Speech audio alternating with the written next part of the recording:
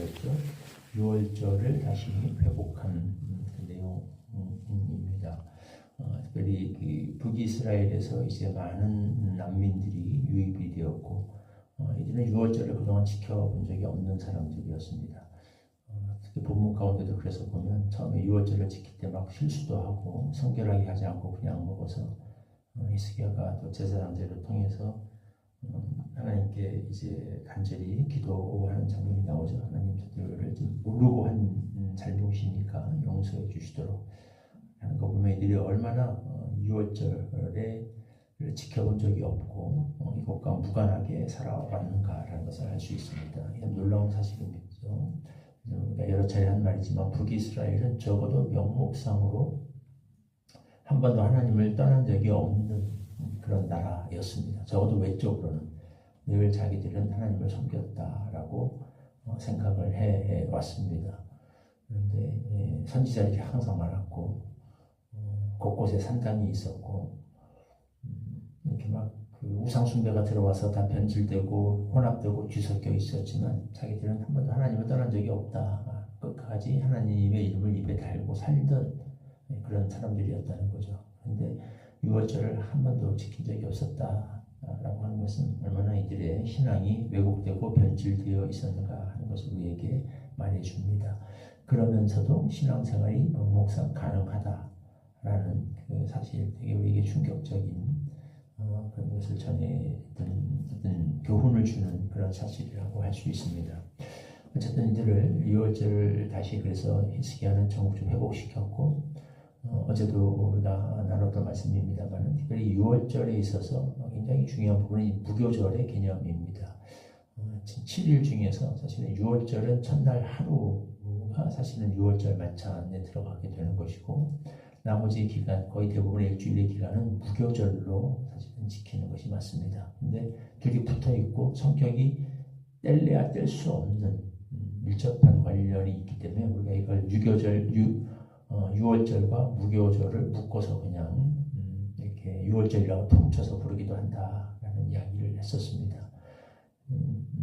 6월절은 하나님의 구원을 나타내는 거고 기념하고 감사하는 거고 무교절은 그 이후에 구원받은 백성들이 살아야 될 성결, 거룩한 삶을 상징하는 거라고 할 수 있습니다. 그러니까 이 두 개는 서로 구별은 되지만 분리할 수 없는 겁니다.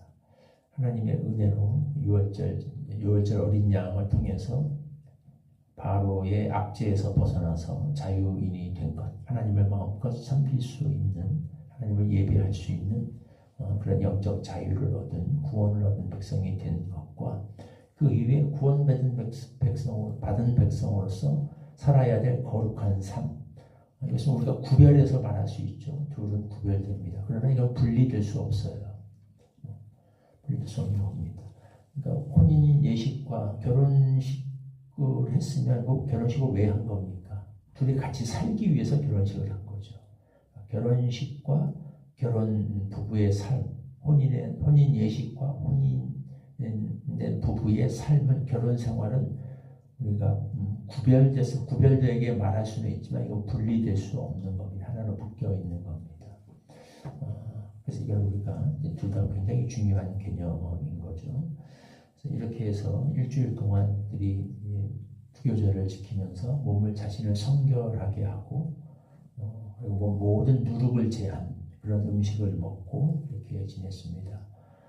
근데 상당히 절차가 어떻게 보면 까다롭죠. 이거는 굉장히 거룩하게 지켜야 되는 거룩의 개념이 굉장히 강조되었고 여기에 이걸 제대로 지키지 않고 그냥 한 사람들, 성결하게 하지 않고 먹은 사람, 북이스라엘 사람들을 위해서 히스기야가 특별히 왕이 하나님께 나아가서 용서의 기도를 드렸다. 하나님께 용서해 주시도록 했다는 것을 보면 이것이 얼마나 중요한 개념인가, 엄격한 개념인가라는 것을 알 수 있습니다. 쉽지 않다는 거죠. 그런데 놀라운 것은 이렇게 어떻게 보면 부담스러울 수도 있고 까다로울 것 같아. 밖에서 보자면 이 종교 이래서 종교 생활이 힘들다. 뭐 이런 말이 나올 법한 하나님 섬기는 건 참 까다롭다라는 말이 나올 법한 그런 일임에도 불구하고 그 일을 7일 동안 하는데 백성들의 마음에 기쁨이 넘쳤다라고 합니다. 예루살렘이 너무 기쁘고 즐거웠다. 너무 좋아서 일주일을 더 연장했어요. 7일을 또 연장했습니다. 우리 좀 일주일간 더 하자. 연락온 거죠. 예루살렘에 큰 기쁨이 있었다. 그래서 다윗 왕과 이스라엘의 왕 다윗의 아들 솔로몬 때로부터 이런 기쁨이 예루살렘에 없습니다. 전무한 기쁨이었다는 거죠. 전무후무 그런 말을 쓰는데 후무는 아직 없으니까 전무한 지금까지 보지 못했던 그런 기쁨과 즐거움이 차고 넘쳤다. 놀라운 사실이죠. 우리 성도들이 하나님의 백성들의 기쁨이 어디에서 오는가라는 것을 역설적으로 말해줍니다. 하나님을 떠나서 이런 거 다 방종하게 방탕하게 살면 하고 싶은 거 다 하고 먹고 싶은 거 다 먹고 육체의 욕구를 다 충족하며 채우며 그냥 몸이 원하는 대로 다 그렇게 몸 안에다가 다 집어넣고 해보고 그렇게 살아야 즐거울 것 같고 이런 것들을 금하고 이런 것에서 자신을 멀리하고 하나님의 법도대로 거룩과 성결 이렇게 하게 되면 뭔가 자유가 제한되고 얼거매어지는 것 같은데 누룩도 들어가지 않은 빵을 뜯어먹는 거기에 무슨 맛이 있는가 라는 생각이 들 법도 한데 그 반대였다는 겁니다. 여기에 더 큰 놀라움과 놀라운 그런 기쁨과 즐거움이 있더라. 이게 하나님을 섬기는 백성들의 기쁨이 어디에 있는가라는 것을 말해줍니다. 하나님이 우리를 그렇게 창조하셨어요.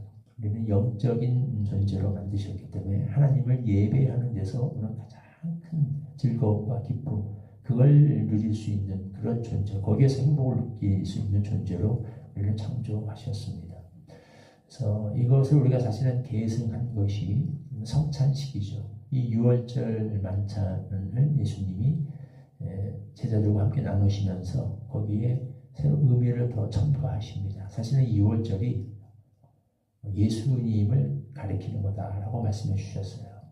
모든 게 사실은 다 그림자고 예표죠. 예수님을 통해서 이런 일이 일어나게 된 거죠. 우리가 자유를 얻었고 그 자유를 얻은 구원을 얻은 목적은 그 뒤에 거룩하게 살라고 하는 겁니다.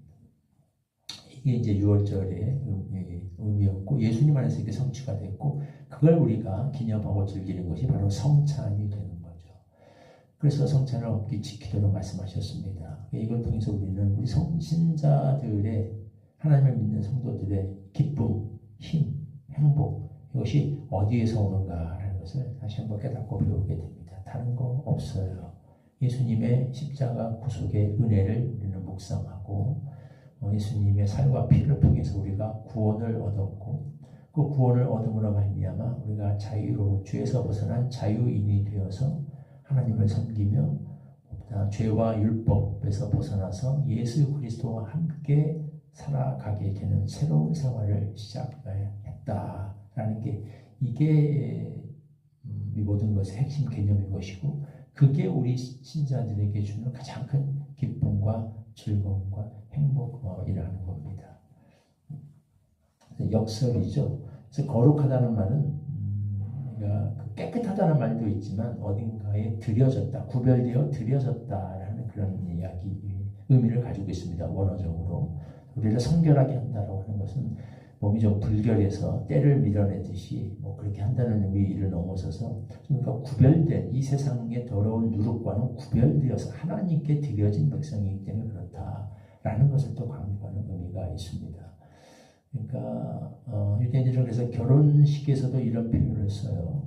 신랑과 신부가 각각 이 세상에서 구별되어져서 신랑은 이 세상 모든 남자에게 구별되어져서 신부에게 드려졌고 신부는 모든 세상 여자들에게서 구별되어서 신랑에게만 이제 드려진 여자가 되었고 이때도 거룩하다는 말을 씁니다. 그러니까 그 거룩하다는 말을 들을 적에 신랑 신부가 부담 느끼지 않죠. 정상적인 신랑 신부라면 이제 내가 더 이상 다른 남자 못 만나겠구나. 내가 더 이상 다른 여자 못 만나겠구나. 그래서 막 스트레스 받고 막 부담스러워하고 앞으로 내가 어떻게 이렇게 살아가지 그러지 않아요. 결혼식은 가장 기쁘고 감격스럽고 즐거운 겁니다. 드디어 내가 한 사람에게 집중할 수 있게 되었구나. 그런 대상을 내가 만나게 되었구나. 신앙에서 말하는 거룩은 그와 같은 겁니다. 그 즐거움은 그런 개념입니다. 더 이상 우리가 이 세상에 것들을 못하게 된 것에 대한 그 어떤 부담, 종교적인 압박 속에서 사는 것이 아니라 거기서 벗어나서 오직 하나님과 함께 주님과 함께 새로운 삶을 시작하게 되었음을 인하여서 기쁘고 행복하고 감격스러운 그런 감격과 감동을 가지고 살아가는 거라는 거죠. 이게 우리 성도들에게 주어진 예수님의 사람들에게 주어진 기쁨이고 행복입니다. 이것을 우리가 잘 알고 우리 신자의 기쁨과 즐거움, 신앙생활의 즐거움이 어디에서 오는가라는 것을 꼭 잊지 말고 여기에서 행복과 기쁨과 즐거움을 누리는 그런 행복한 백성들이 되기를 또 축원합니다. 네, 25절 말씀 같이 한 목소리로 읽겠습니다. 시작. 유다 온 회중과 제사장들과 레위 사람들과 이스라엘에서 온 모든 회중과 이스라엘 땅에서 온 나그네들과 유다에 사는 나그네들이 다 즐거워하였으므로. 하나님 유월절 무교절을 지킬 때 자신들을 성결하게 하고 누룩을 제거한 음식을 먹었습니다. 이것이 부담스럽게 느껴지지 않았고 자신들을 얽어매는 종교적 규례로 여겨지지 않았습니다. 그 기간이 너무 기쁘고 즐겁고 행복하고 감격스러워서 일주일을 부족해서 일주일을 더 첨가해서 자원하여 무려 2주를 그렇게 기쁘고 즐거워하며 온 예루살렘이 행복하게 보내었습니다. 하나님을 믿는 섬기는 백성들의 기쁨과 행복이 어디에서 오는가라는 것을 다시 한번 배우고 깨닫습니다. 예수님으로 말미암아 죄에서 벗어나서 하나님께 속한 백성이 되었고 예수 그리스도의 정결한 신부로 부름을 받았고 그리스도와 함께하는 새로운 감격스러운 삶을 시작하게 되었습니다. 이것이 그 어떠한 행복이요 즐거움이요 기쁨이요 감격인가. 주님 우리의 눈을 열어주셔서 보게 하시고 깨닫게 하시고 누리게 하여 주시옵소서. 매 순간 하루하루의 삶이 이와 같은 예배의 감격과 감사의 찬양으로 충만하게 하여 주셔서 이런 기쁨을 가지고 살아가는 그런 행복한 공동체로 우리 교회가 세워지게 하여 주옵소서. 예수님의 이름으로 기도하옵나이다. 아멘. 430장 1절 부르시고 주님 가르쳐주시고 함께 기도하겠습니다. 주와 같이